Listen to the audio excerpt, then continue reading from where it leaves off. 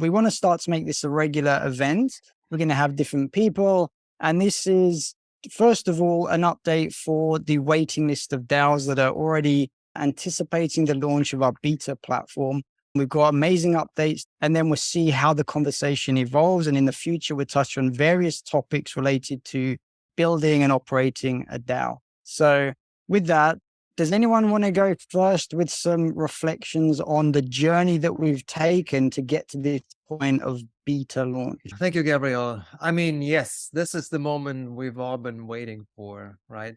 Some of us have been here for many years. We started this journey 3.5, almost 4 years ago now. And finally, all of our efforts are panning out to this single moment when we launch the beta release. It's the big moment we've been waiting for. It's what we've been building for the last couple of years. We used our DAO platform to build the DAO platform. So we're eating our own dog food, literally. And we had a lot of fun actually creating this thing. Finally, it's here. We're ready to roll this out. And I'm really looking forward to have this out there in the world. People can start using it. It's stable enough. It has all the features that we wanted to see in the DAO platform. It's really what we call third generation of DAO platform. It's a step up in the game of DAOs. It's going beyond simple worker proposal systems. It's going beyond simple communities with a treasury. It's more than that. And I believe we'll talk a little bit about what's coming, what's on the horizon here. Yeah, I just add to that. I mean, I've only been with Hypha for about 6 months now, but we really have something here that I don't think people understand yet or are really aware of, right? The DAO is a concept. Sure, it's been around for a while. You say decentralized autonomous organization, or even just decentralized community. People go, okay, it's a bunch of Web3 people like sitting in a circle virtually, whatever. Very few people really understand what being in a DAO means. They don't understand it's a revolutionary way to organize yourselves. This is a new paradigm. This is not like just, it's a different form of this. It is an entirely new thing. We're going from like the LLCs and the C Corps and the nonprofits and the hierarchical structures to horizontal structure. I don't have a boss. Joachim's not my boss. I don't care how long he's been here. He's not my boss. Varsity and Gav like me. I'm fine. I could stick around, jokingly, but it's collective sense making. It's collective intelligence. It's meritocracy. It's equality. It's not perfect. It's not easy to operate in. We are all having to learn this new way. It is a new way of being in a company. And as someone who's been an entrepreneur for my entire career, because I'm typically a shitty employee, I love it. I've said it a million times, but my little catchphrase is like, it's all the freedom of an entrepreneur with a team to support. It's beautiful, right? I love this. Can't say enough about if you're the type of person who just really wishes your boss would leave you alone and let you work, that you kind of like just make your own way in the world, and there was limited obstacles for you to just fully express yourself in a role. This is it. I mean, this is it. It's amazing. I know what it feels like to be both managed by good and bad bosses. And I also know what it's like for me, having been a manager, where I've been a good boss. I know I have. And I've also been a bad boss. Friction and stepping on toes and telling people what to do too much and being too critical and judgmental. And there's just so much that happens. In a DAO, I think I second what you're saying, Dom, that it's not that stress and issues do not exist. They absolutely still do, but it's a very different quality. It's my genuine experience that it's a different quality. And I would rather have, even though it's a lot of stress, what we're trying to build, I'd rather have this type of stress than the other type of stress. It feels more authentic. It's like authentic stress instead of just, what the heck am I doing here stress? It's like we are actually trying to develop something that's truly helpful and innovative and more human than whatever used to happen in old corporate style businesses. So good boss versus bad boss is an interesting one. And then now we are here with no boss, different type of communication.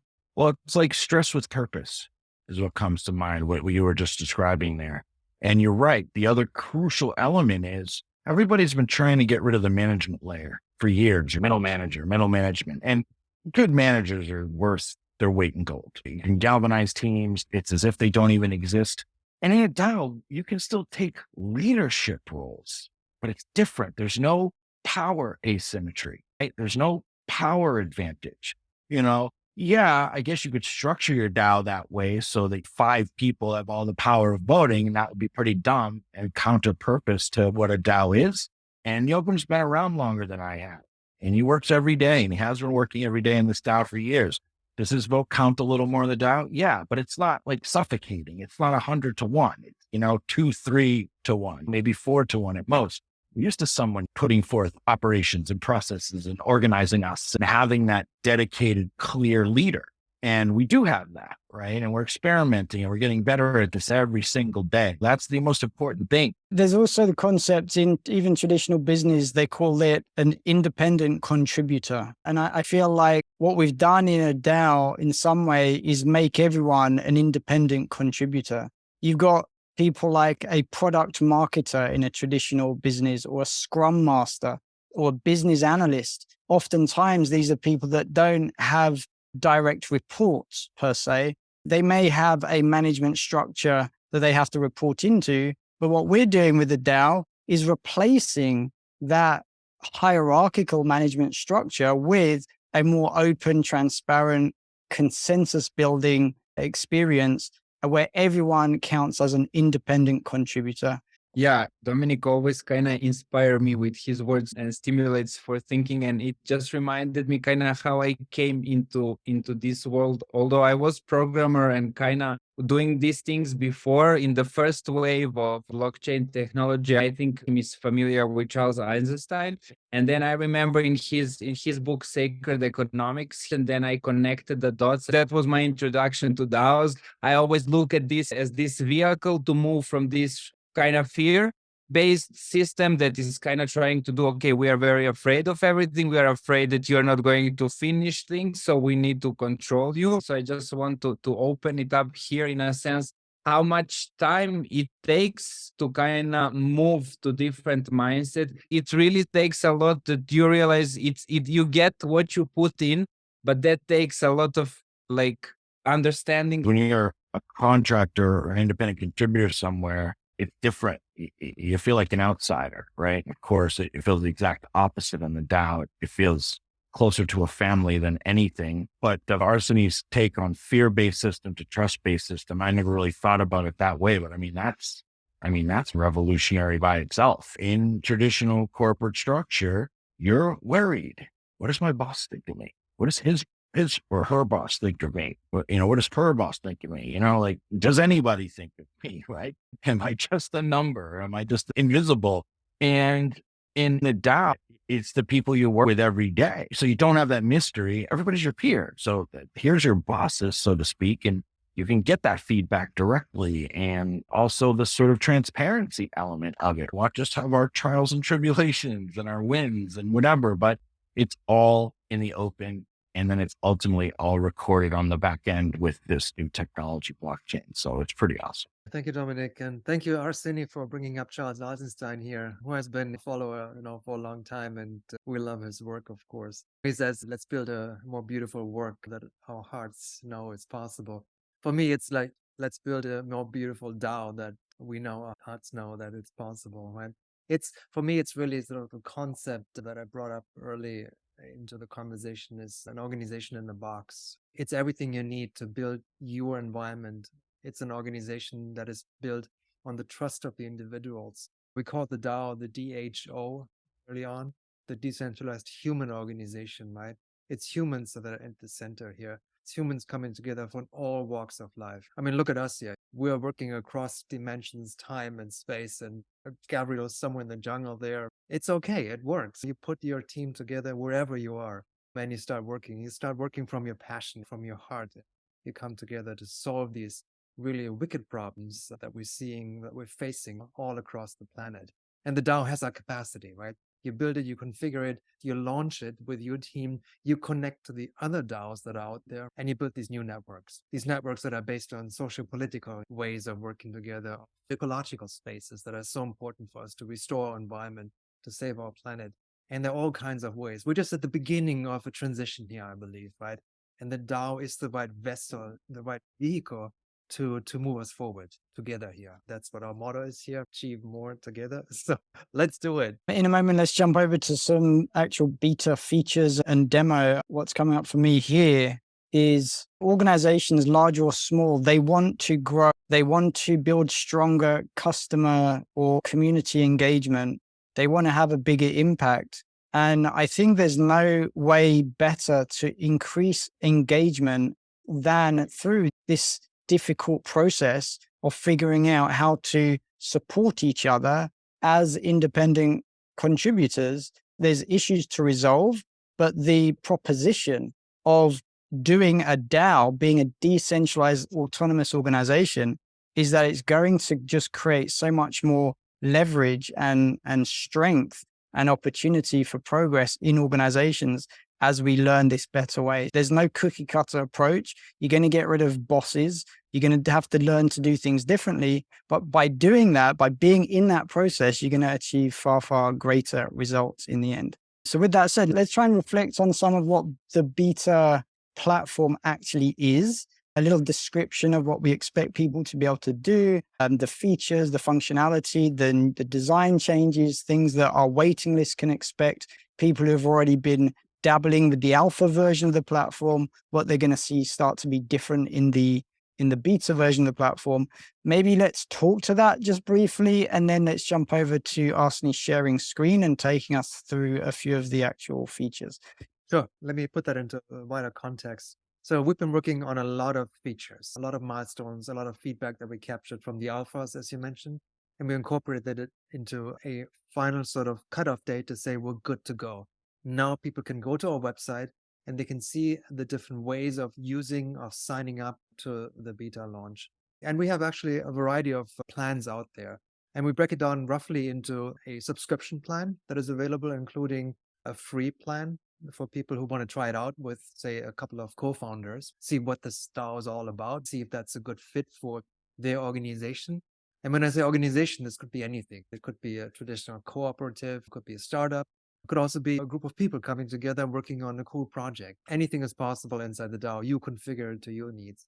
So we have a plan for that. We help you to move along, to get more people into the DAO, to find out ways to structure the DAO, and to find ways of inviting other people into the DAO. And you will see how that looks like when Arseny shows you a few of the screenshots that we have. We also have an ecosystem plan, because another big thing that we're launching with the beta release is launching not individual DAOs, not single entities that are starting to compete or compare to each other, right? But rather launching as an entire ecosystem, working together on solving these problems. And for that, we have a special staking plan where DAOs can sign up as an anchor DAO, as we call it, and then can launch child DAOs, other DAOs that are part of the ecosystem that you're building. And the ecosystem, again, can be in any space you like, right? Be it in a political space, be it in an ecological space, economic spaces, cultural spaces, anything you can conceive of, the DAO can launch into that space and then replicate itself. So you build the knowledge, you build the information, you build the expertise in your DAO, and then you want to transfer that to the next generation, right? The next child DAO that can now take all of this knowledge, this DNA that was created, the value that was created, and move it into the next wave, the next generation here. And that's at the core of the beta launch, to have the capacity finally, to come up and say, where's the start button? Where's the launch button? Here it is, right? Pick one of the plans that's most appropriate for your team and then get started. And then you will have full access to all of the features. In the future, we'll add more features to that. This isn't the end point. We have a lot more planned on our pipeline, what's coming in the second half of this year and beginning of next year. And maybe that's even another conversation, Gabriel, we can have about what else is out there, right? What else is coming towards us. But that's the beginning of the journey, and we're really happy to introduce that to the world. Just before we move over to the demo, just expanding on that a little bit, Joachim, in terms of what does an anchor DAO ecosystem look like? Can you give us a few tangible examples? Yes, one is called the Tika DAO. They're concerned with the blue ocean economy in East Africa. So they are really climate activists. They're actively involved in deploying solutions for emergent and critical spaces like the blue ocean economy. So what they do is they said, okay, we have the capacity to launch a lot of ventures, that support activities in East Africa. It's much different than saying you're waiting for financial aid coming from the outside and it gets deployed somewhere and you lose track of it. With the Anchor DAO, they have the capacity to say, hey, there's funding coming in to support what's going on in this space. And now we deploy that capital in an open and transparent way, right? This is really the first time this is possible because the DAO is built on blockchain technology. Each and every transaction is visible, is traceable. You can see where the value is flowing inside the network. And that's great for any investor out there, right? They see, wow, that's where the funds are going. This is where it gets deployed. Not only that, they can now trace it back into these child DAOs, right? Into these other DAOs. In that case, it's local venture building that help support hyper-local activities. And you can see where it goes. You can see who's showing up in these DAOs, what kind of activities are happening inside the DAO, and you trace it back and forth, right? That's a whole different picture than it was before, or it is currently out there, right? With big, venture funds coming in or, big grants, being supporting certain initiatives. With that, you have a much better and coordinated approach. And we're inviting others, actually. We're inviting other impact-based investors out there to come join us, to see where are we deploying these DAOs. We're also active in a social political space, like the independent movement here in the US, we're preparing for the next election. There's a whole movement space that needs to be coordinated, right? And again, the DAO is the ideal vehicle for that because now we suddenly have a way to say, let's break it up into geographic regions, chapter DAOs, for example, that make sure we deploy the right knowledge and find the right people on the ground to get coordinated, right? Create a movement around the independence in the US. And that extends to other political spaces. We're working with another group in Myanmar to say, what can we do to help that country, right? From the outside to say, let's coordinate what's going on in what they call the national unity government to help bring them together, right? It's really an effective way to connect everybody, to say, look, here's a collaboratory, here's a DAO that can help you to attract the right people. Here's where the decisions are made inside the DAO. And then that helps us to deploy that in a much more effective way and in a decentralized way. That's the last point I wanted to make here, Gabriel. Because the DAO is decentralized and it's decentralized across the entire network and it pushes really these decisions to the edges. And that overcomes any sort of centralized way that creates bottlenecks, that creates decisions that are made somewhere at the top of an organization, right? Very hierarchical, like we talked about earlier today.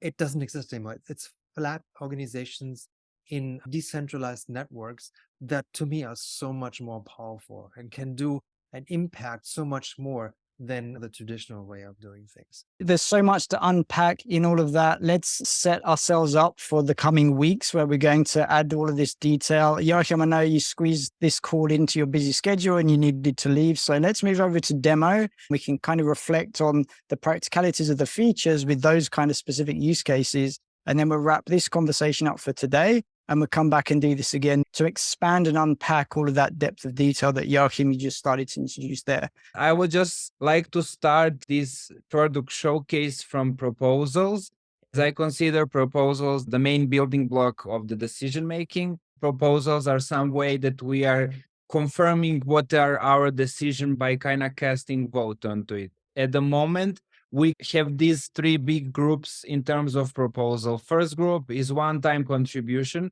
which is basically way for you to contribute to certain organization, get compensated, get rewarded, and that's it. You don't need to continue kind of being there. Recurring assignment is if you want to commit further, and then you are either able to commit through being in a role or holding badge, which gives you certain abilities inside the organization. And then the third big category of proposals is organizational assets. These are mainly things that kind of help organization running. Budget enables organization to propose different types of budget and then vote on it. And then policies they create rules. Let me just speak to that a little bit, the policy stuff.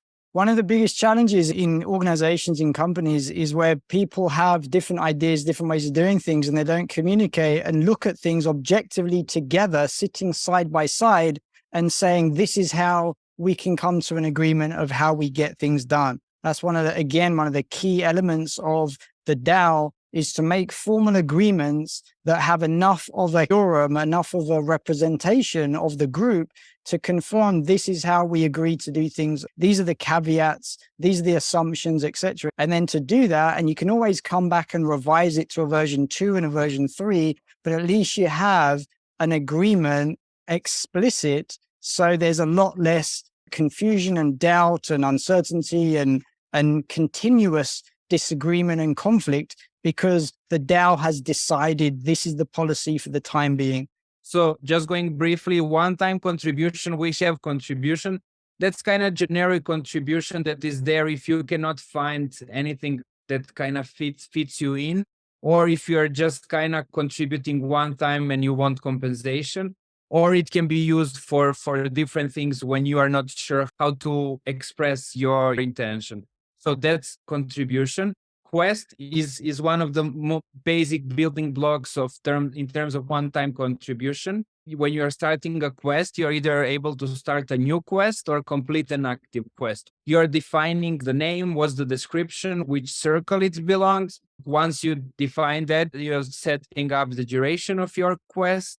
And then last part is defining the compensation for that quest. How we use it currently in Hypha is every time we have new person that is joining, we use Quest as a kind of onboarding mechanism where a person does certain things and then goes over this quest. And then if he's satisfied how things move, if we are satisfied, then we kind of vote on it. But there this bridge between being just a fan, moving into kind of contribution space. When you publish the quest and when it gets voted on, quest become active. Then once that passes, person does the work. And then when he finishes the work, there is the button inside the proposal that we can go over next time that is kind of reclaiming your payment. And then when you're reclaiming your payment, you're adding the details of your contribution and publishing new proposal, which is actually payout proposal, like kind of rewards. I guess what's coming up for me is relating this to traditional organizations. You might want to hire and get the best out of short-term contractors or people who are going to do a limited project. And so the quest is a really excellent way to make that happen without so much oversight, without HR departments, without such a long process. This makes it transparent and visible. You catch the detail easily. The person who's contributing knows what they're supposed to contribute, and then they report back on when they've made the contribution. And then the stakeholders in the DAO can verify it, and then the person gets paid, right? It simplifies a lot of complexity that might exist or should exist in traditional organizations and doesn't. And so things fall through the cracks, and we make it very simple in this quest feature on the DAO. So I wanted to say that it's super exciting that this feature is now inside the DAO here. We had been doing it in Hypha for a long time, informally, with series of proposals and series of proposals. And now that there's this structure here, it's really exciting to see how DAOs are going to use this and the type of new features that may be multi-stage quests or other kinds of things. So it's really great that this feature is now here and all the different DAOs can start experimenting with it. Yeah, it's back to this really kind of democratic, meritocratic. You can just say, hey, to the group, I want to do this. This is my idea of how I can add value. And at any time you can do this, right? I mean, imagine at work, in a traditional structure, you'd probably have to find time in a meeting, get yourself on an agenda, build the PowerPoint. It's a whole thing, right? To try to even get heard, never mind potentially get sign off for a side project or just a thread you want to follow that's not part of your normal work. And so in this instance, these types of, unique little adventures can be captured. You're spot on, Gav. As someone who's done a lot of consulting, this is brilliant. I mean, it's the scope of work proposal times 1,000, but with a lot less bullshit. I mean, it's 100% win there. And this stuff's legal. I mean, it's on chain. These things would hold up in court. There's no question in my mind. These are signed contracts between you and the DAO, and there's no better signature than a blockchain signature. The objective, a record that's just tamper-proof. We can always go back to it and rely on it because nobody can touch it. It's just running in the background for us at all times. And every time we sign an agreement, bam, it's stamped in history forever. That's an incredible feature for just all sorts of potential issues. And then the way in which you can do this sort of trial period for new hires. There's another way in which it gets used, and Hypha's been using it, right? I put together a proposal for X amount of time, and I say, listen, guys, let me show you what I can do. And that really allows businesses to sort of give themselves a better opportunity in the hiring process and a less likelihood of making sort of bigger, broader mistakes potentially by hiring somebody on a year contract or something. And then same for the potential, team member, right? You get a chance to get inside, check the culture out. I don't know. It's a very honest, transparent, straightforward way to interact with people. And it's a really great little feature. And back to the no bosses scenario that we mentioned at the start of the call, if anyone in an organization can sponsor their own quest, you bypass the awkwardness of having to go to a boss and say, hey, I've got this idea. What do you think? Will you allow me to do this thing that I think will add value?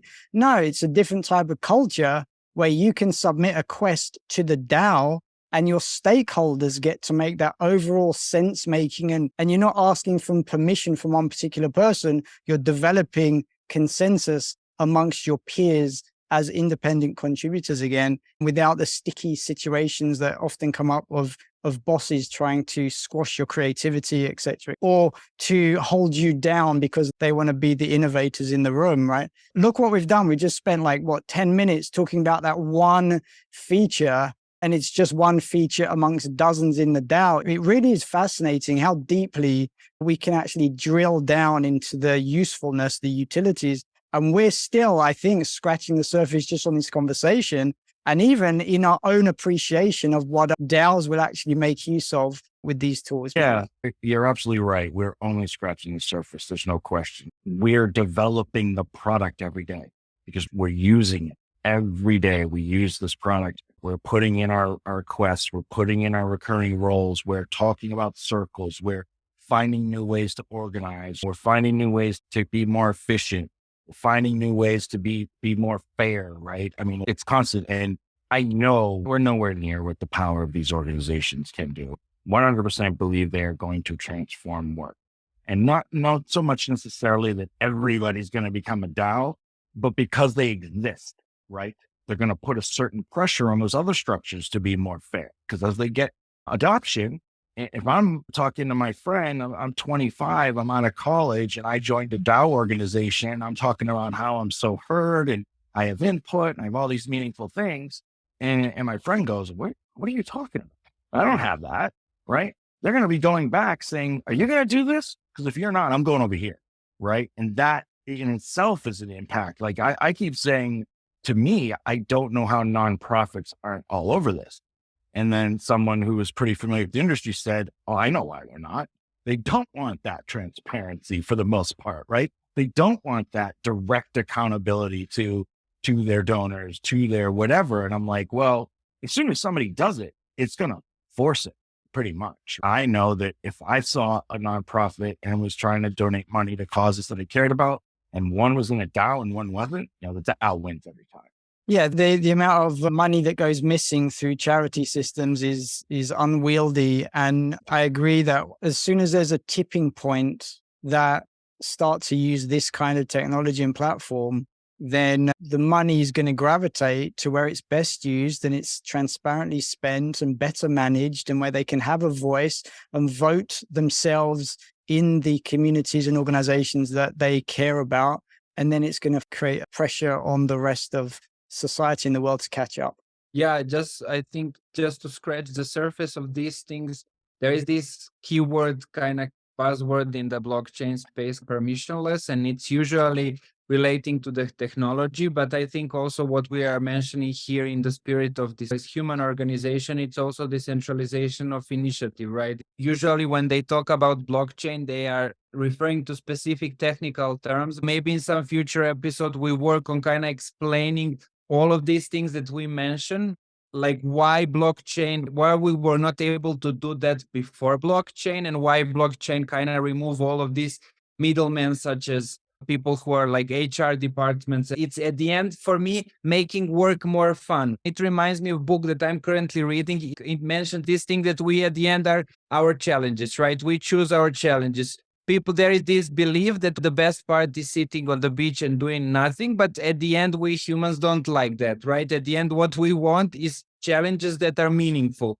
So I see that kind of inside the DAO. And then in the broader ecosystem, you are also able to explore different causes, different initiatives, different things, and then find ways to say, okay, this is the thing that I care about. So I will propose them to do this for them and see how things will go. So it really enables you to define challenges for yourself. And I think there is very big work in that area to be done. There is a lot of friction to have that understanding of like, okay, now I'm kind of my boss, but I also work with team, which Dominic mentioned at the beginning. And I felt in Hypha because before I was mainly working freelance and kind of working with people on the project, but not in this team way. So I feel DAOs really bring best of the both worlds where you're kind of interdependent, right? You're working independently, but you're still depending on the team, but nobody's controlling you. So it's kind of mix of these two worlds. Over the coming weeks, we can unpack a lot of that detail. I do think it's important as organizations go down the rabbit hole a little bit on evaluating Hypha's use case and whether it's fit for purpose for what they want to do with their community engagement, their team building, their whatever it is.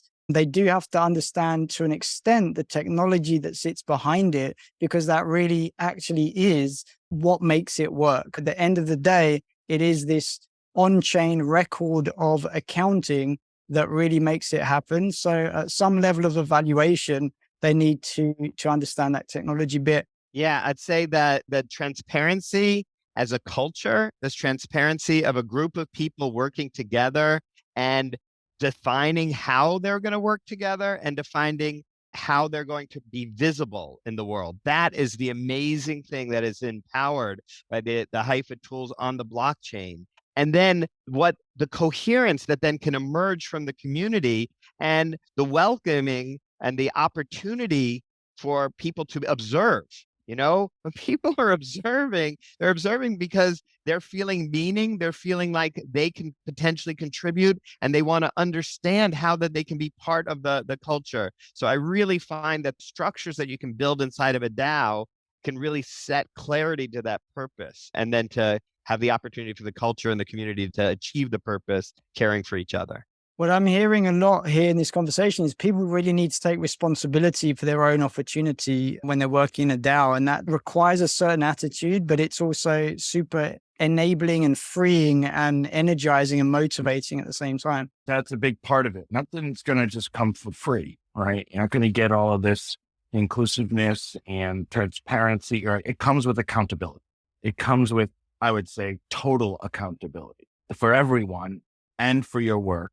And that's honesty, right? That's authenticity. That should be something, integrity we're seeking anyway. If we want to be recognized for our contributions, if we want to be heard, if we want meaning, we need to be accountable to the things that we're doing, to the people that we're working with, you know, for the votes we make in the DAO. And that's something we're working on. You know, sometimes it can be like you just kind of vote because that's your teammate. You like them. You don't want to downvote their job, right? You know, their role. Fire them effectively, you know, and we're working on figuring that out. But, you know, it's all out there, and that accountability is huge. I was also going to just mention to one of Arseni's points in the contractor element, like we have that example of Saul, you know, who feels like a teammate. He doesn't feel like an outside consultant, you know, who comes, tells us what to do and gives us subjective observations from on high, right? He's a teammate. He's just not in as many calls. Right? He's not around quite as much. But that's perfect. He's still integrated into the team almost automatically. In a DAO, it's like there's just nowhere to hide in that sense, in the best possible way. Like you're going to be integrated. You have to participate. And it really creates the holy grail that you're looking for in a project scenario as a founder, for example, ownership, right? People taking ownership. Well, traditional companies want that. They want everybody to treat the company as if it's their own, but you know, that doesn't just happen automatically. That happens when someone feels input, when someone feels meaning, when someone shares in the rewards, when someone is properly rewarded for their work, right? Everything that this DAO does points to that. And that's another huge thing. I mean, again, getting your culture to a point where everyone takes ownership is extremely difficult in the traditional corporate setting. It's very, very difficult because everything almost works against it, right? Whereas in the DAO, everything works for it. And that's a really huge thing that makes it a great space to be in. Our theme for today was the beta progress and the relevance of Hypha in today's world. And we've had certainly an unscripted conversation here, which is exactly what we wanted to do. Just exploring the thoughts, suggesting the deep rabbit holes that we can go through. Arsene, check in with you if there's any other stuff you want to demo for today, design changes. Otherwise, we'll save some of the good stuff for next conversation. No, I mean, I think we did not plan this. So I think the way it's going, it's perfect. So we are not just demoing, but we're putting things in context. Even I got some new ideas for the product. I agree with Arsene, and I think that this also fits, just the DAO and how we operate. It just gets in motion and moves, and the collaboration just kind of naturally builds. DAOs for me are kind of this playground for can be playground on civilizational level to kind of ask us to do things in the new way, kind of starting with responsibility. Also, what Dominic was mentioning, and then I did not have so much experience in traditional organization. I kind of figured out early that I don't want to be part of that world. So sometimes I don't have full knowledge what's actually happening there, but I feel kind of their playground for these new things. And I think many organizations that are kind of stepping through need to be aware that these are new things coming up and nobody figure it out. And then also one of the things related to responsibility, I think that's very huge topic, and it's not something that you can expect from people in the beginning. But I see kind of DAOs as crutches, like vehicle, to move us in terms of responsibility in general sense. It's like this place where you kind of start working on that, and then that expands into other areas. So they can be very nice bridge in terms of kind of personal responsibility, because I see all of the things happening at the end stem from that. All the problems that we have in a micro and macro level kind of have that element to it. So I just see DAOs as this vehicle that you can kind of experience this radical responsibility with yourself. At the end, I sometimes feel that I'm not even judged by all of you. It's like you're judged by yourself, but then at the end, you need to learn how to be good judge, but not too harsh judge. So you need to achieve this balance. So that's what I mean, that they're kind of crutches. It's like really this feedback mechanism for your responsibility. That's what I noticed. They really give me this feedback on responsibility. And then it's like, oh, maybe I did too much. Maybe I did too little. So it's like really trying to teach you kind of where you are. And then other people give you feedback, but that's not in a bossy way. But you just see you did something and then you get kind of acknowledged for that. Then you feel good. Or something is happening and you see maybe I should jump in there. It's very subtle. You need to kind of tune in a little bit and follow things, because there is no direct action. Nobody's going to tell you do this, or maybe somebody will, but I feel like this type of culture will move away from it. So it's very subtle culture that you need to tune in order to understand. Maybe I should jump in there. Maybe I should slow down here. Arsene, I think that was very profound, actually. I'd encourage people who are looking to launch their own organization and develop accountability and performance in the organization to go back and rewatch that little segment that Arsene just described there. I think that was very meaningful. It's a super exciting time getting people to start sharing with us what their experiences are. It's going to be super great.